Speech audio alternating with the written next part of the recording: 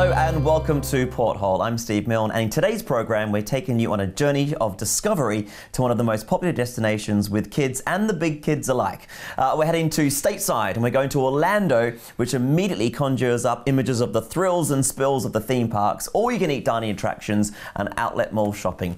But with over 50 million visitors every year, there's a lot more to Orlando than you might think. And to enlighten us more and to give us more information is Joanna Grove.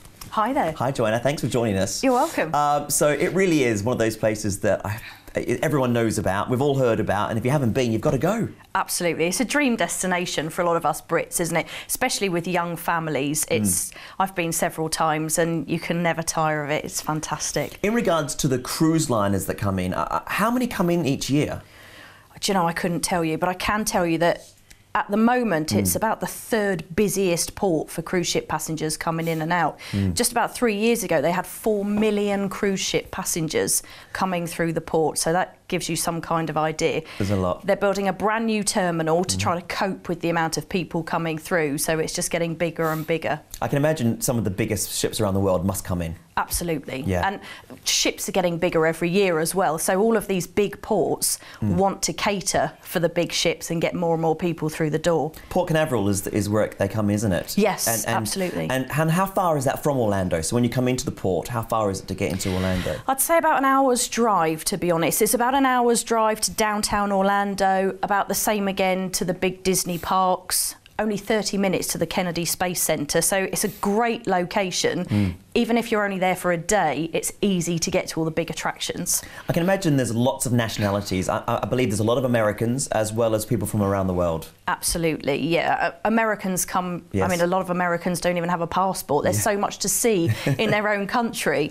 But Brits flock from all over our country, and cruising's a great way to do it because fewer and fewer people want to fly nowadays. So lots of Brits come through Port Canaveral to go and see the big parks.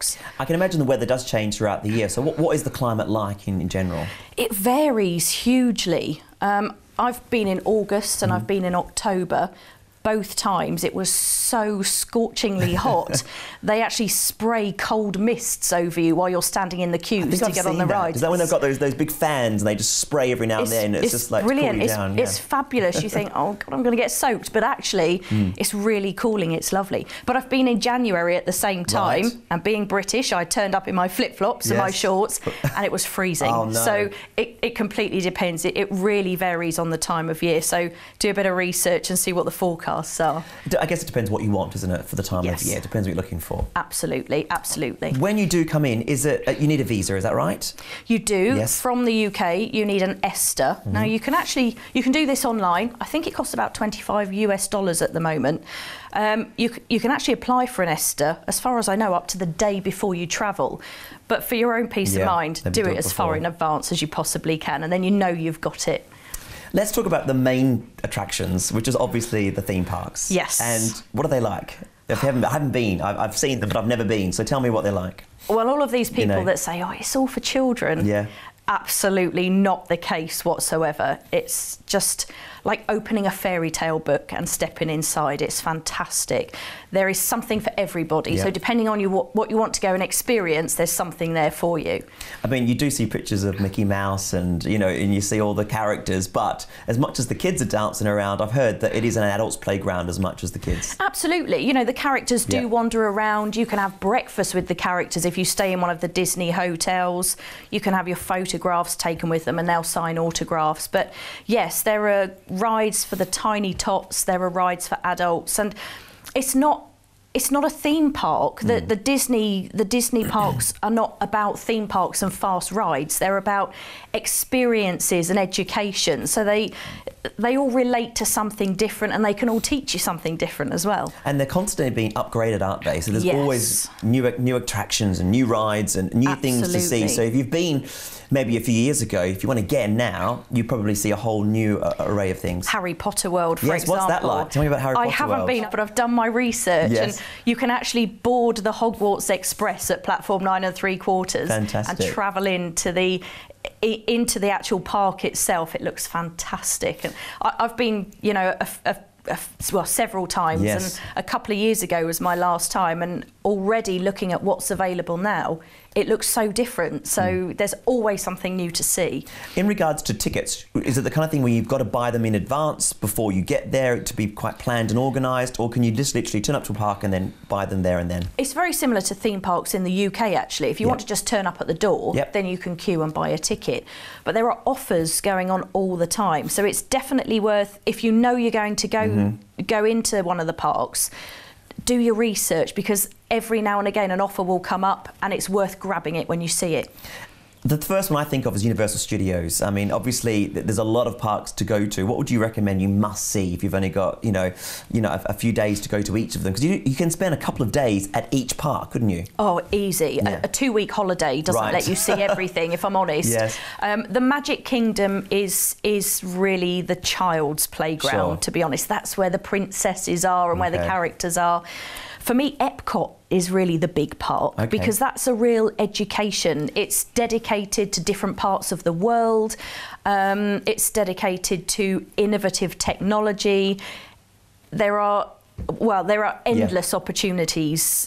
The Universal Studios that you mentioned is all about the film sets of today and how they make movies. Jurassic Park and all that kind of stuff, the dinosaurs and everything like that, You know, you don't have to suspend your disbelief that much to really just be taken in by the magic of everything. What they do is incredible. How do you deal with the crowds? I can imagine it does get very, very busy, but I'm assuming that they must have a system now where obviously it flows quite nicely. Is that right? Yes, you can pre-book fast track passes. If you really don't want to queue, you don't have to. If you've got the time to sit and carefully plan your route around the park, knowing what you want to see and do, you can really pack a lot in by selecting your times for each of the rides. So, you know, if you've never been and you want to just wander around, try out a few things, you can do.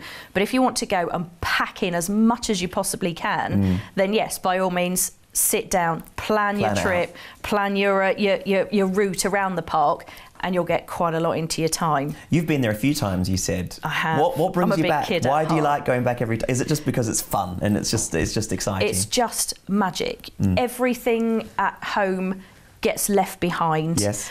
I've actually been at Christmas and I've been for New Year. Right. And Christmas at Disney World, you can't, as an adult, you can't believe the Santa, you know, you actually feel that he's right there with you. Yeah. It's just magical. Everything, all of your worries get totally left behind. It's just a really wonderful experience, lovely atmosphere. I can imagine it would be brilliant to take the kids there. I can imagine taking a family there is going to be just brilliant and a great experience. But on the other side, it just sounds to me like if you want to just go as adults, you can have just as much fun. Absolutely, absolutely. And you don't have to do the parks. No. You know, there's other things that you can do as well. The parks are obviously the big reason why most people go to Orlando. But you've got the Kennedy Space Center. Yeah, that sounds fantastic. Obviously, that's open, is that you can go there and see what, you know. Absolutely. It's mind-blowing. Yeah. There are real rockets on display. You can walk around. You can climb up into the rockets and actually see what's been in space. You can meet astronauts. You can see the launch pad area.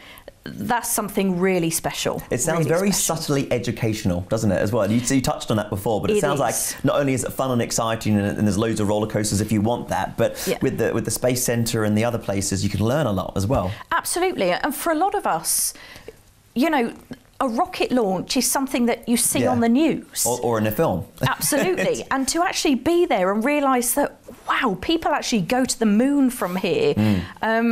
It's fascinating. You learn so much from that, and it's so close to the port. Yes. It's easy really, to get to, is it? Oh, really easy to do in a day. How do you get around then? Do you hire a car? Is that recommended if you're there? Or how can you get around? You can. Hiring a car is easy in Orlando, and the roads are enormous. Well, you don't get traffic jams like you get in the UK, well, that's the cars for sure. look big there as well. Everything's huge. Everything's massive, absolutely. Yes, there are endless opportunities. You can hire a car, you can hire a limousine if you want to be chauffeured around in style. There are taxis that you can pick up. There are also port shuttles that run from the port. It's worth doing a little bit of research about the shuttles that run, because they run from different companies, they run into different directions. But again, if you do your research in advance, there's lots to do. Otherwise, there's the tour buses. Which exactly can help you and take you around, and they look after you, don't they? Absolutely. You can get every type of tour going from Port Canaveral. Small groups, huge coaches where you're literally just dropped off somewhere. If you're only there for a day and you want to do something quick with no stress whatsoever, do it all. We're going to find out a bit more, so do stay with us. And you stay with us as well. We're going to be discovering more about what Orlando has to offer in just a few moments' time.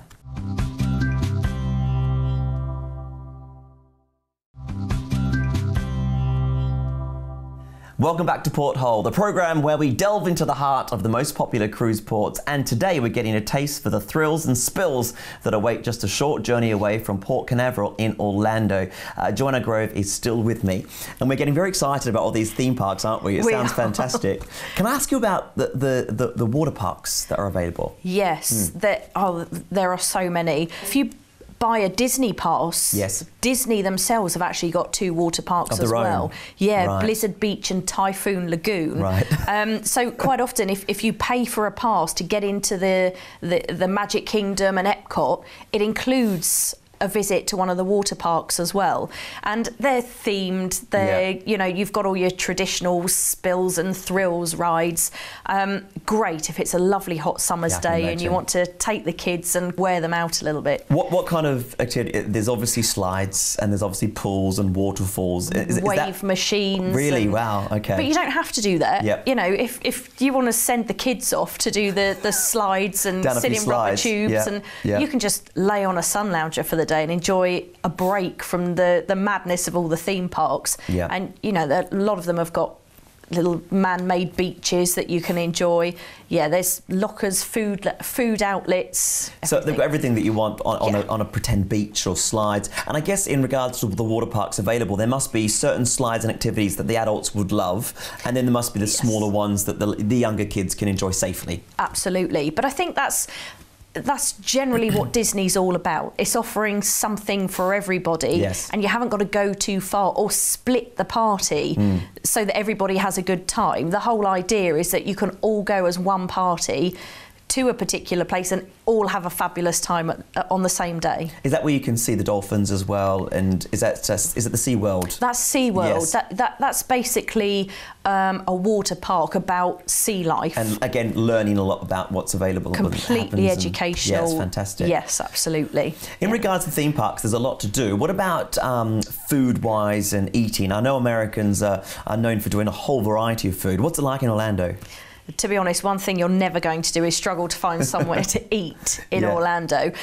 What's fabulous actually is that, again, if you do a little bit of research in advance, you can buy Dine for Less cards. So I know we get some things like that in the UK, but you can eat in huge numbers of restaurants around Orlando and get a discount if you're going as a party. So that's something worth doing. But you can find food for every possible taste and budget in Orlando, so you'll never go short of. And I'm assuming there's great bars and cocktails and beers and everything you want for the adults as well. Absolutely. But worth bearing in mind, in the States, the legal drinking age is 21. That's right. So it's different in the States to the UK. So yeah, if you're going as a young family, one, you've got to be over 21, and they're strict on ID there as well, aren't they? Very. You've got to take your passport with you, or at least your driver's license or something, because you get asked all the time, can't you? Absolutely. I'm in my 30s and I get asked for ID, so that's great. Fantastic. What about tipping? Because I know I've been to the States and I know that it's the same in Orlando. I'm sure that you do need to tip. Is that right? Yes, it's customary for about 15 to 20% on top of your bill.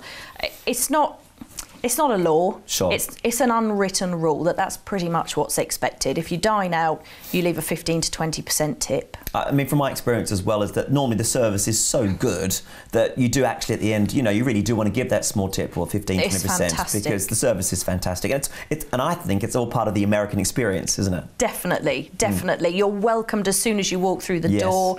You've never got an empty cup. You're refilled all the time. It puts our service industry in the UK to shame, if I'm honest with you. They earn their money out there when you go into a restaurant or a bar. Absolutely. What about shopping? Because I believe there's lots of malls and outlets and all sorts you can do. What's the experience like? Again, I've been to the States and I've seen some of those big stores, but what about Orlando? Do they have that on offer? Absolutely. Yep. And I have to be honest, it's quite overwhelming when you see the size of some of the outlet malls out there. There are a couple to note. The Florida Mall is easily accessible from Port Canaveral, and there's another outlet mall near Cocoa Beach as well. Oh, that sounds nice. Very easy to get to.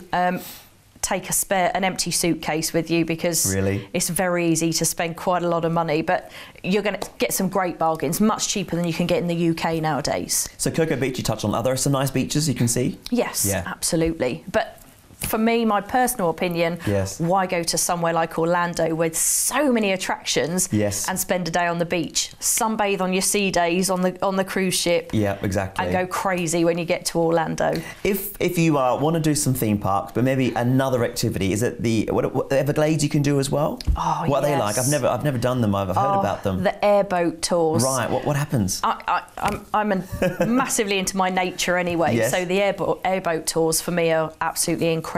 But you can, I'm showing my age here, but if you used to watch Gentle Ben when you were younger, you can actually glide across the Everglades on the old-fashioned style airboats with the big propeller that you know I've pushes you along. seen them in films, but I haven't. You can see alligators in the wild, amazing wildlife, beautiful birds flying in. It's a real get away from your cruise experience and take in some nature in the raw. It's fantastic. Is this a whole day? Would this be an entire day trip, do you think? Or could you do it in a half day? You can do it in a half day, absolutely. Yeah, it's all about experiencing the breeze in your face as you speed across the water. Yeah. Yeah, you take in some wildlife. You can do it as a full day. You can get right into the Everglades if you can, and you know, and sample some alligator snack bites. Really? And you absolutely. There's so many options. You can tailor your day completely to you. It might be clever, of course, to come to Orlando and start your cruise from there, so you can actually spend some time beforehand, so you can experience all the theme parks and Everglades, etc. How long do you think you really do need? Or is that a silly question? How long's a piece of string? Because you can, I can imagine you can spend a lot of time in all of them. Yeah, I mean, you could go on a 2-week holiday and be busy every single day. Wow. But it's exhausting. So I would, if you're going to do a cruise and stay, I would definitely recommend do Orlando first and then recover on your cruise. I was going to say, and then get on the cruise and just like relax and just chill out, because the 2 weeks before are going to be full on with everything you can do. Absolutely right. Yeah, but there's so much to do. It's endless. So you're right, how long is a piece of string? Yeah, it depends how long you want to do your entire holiday. I guess it depends. And it depends what you want, and whether you're with younger people or not, and whether you like to do all these kind of crazy activities. What can you do in regards to accommodation? Where do you stay in Orlando? Do you know much about what's available in regards to hotels, or whether you can hire little bungalows, as they call it? You know, how does that work? If you want it, you can find it in Orlando, if I'm honest. I think that probably the most economical option would be, if you're going as a group, to hire a big villa. Yeah. You can get villas that sleep up to 10 and 12 people with your own pool, and it actually works out cheaper than all staying in a hotel. Yeah.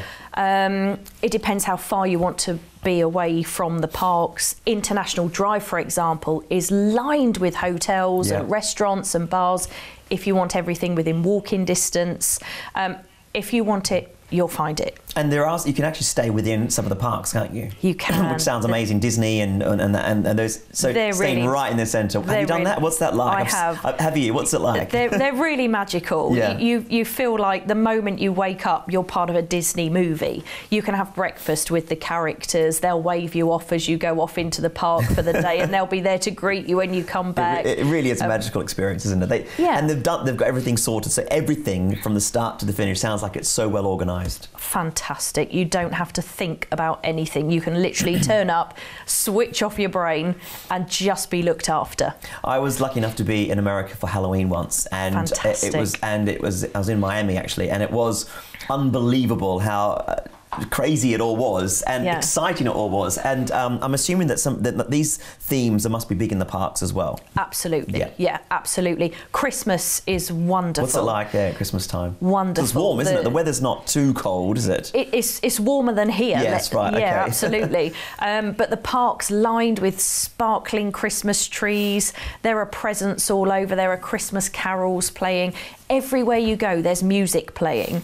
Like I said, you can't believe that Father Christmas isn't stood right next to you. It's just magical. Christmas is definitely not about children. Christmas is about reminding adults of what it used to be like when we were children. Yeah, and reminding us that we need to not take life so seriously. Yeah, exactly. And just have some fun. Absolutely right. Yeah. What's it like if you want to go out in the evening, if you are over 21 and nightlife is what you want to do? Is there a buzzing scene, or what's it? Yeah, you can go to downtown Disney if you want to. Again, if you're coming into Port Canaveral on a cruise ship, it's an hour's drive to get into Orlando. But yes, again, if you want it, you'll find it. If you are coming on a cruise and if you've only got maybe a day or a day and a half or so, what would you recommend? Because there's so much to do. Oh my goodness. Is there anything you would point out you must see, you must do if you're only there for a day or so? If you're there as a family, it's got to be one of the Disney parks. Okay. If you're there just as a couple, I would actually say the Kennedy Space Centre. Oh, yes. Yeah, it's easy to get to. Yep. You don't have to fill your day. You'll still have time on the ship. Yep. But the Kennedy Space Centre is really a huge education. That's really that will create some amazing memories. Well, it sounds like a fantastic place to go to. I'm going to have to check it out myself. It is. And you have a great trip when you're out there next. Thank you very much. Thank you very much. And thank you very much for watching. I'll see you again next time as we look through the Porthole. Bye for now.